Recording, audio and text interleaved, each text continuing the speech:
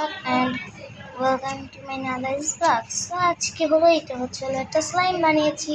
So স্লাইমটার উপকরণ তোমাদেরকে বলে দিচ্ছি, কারণ এটা আমি আগে বানিয়েছি, এখন আর বানাতে পারছি না। সো তোমরা যে কোনো একটা ক্লে নেবে, আমি এগুলো সব ক্লে মিক্স করে বানিয়েছি। সো তোমরা যে কোনো একটা ক্লে নেবে, ক্লে নেওয়ার পরে তারপর তোমরা একটু পানি দিবা।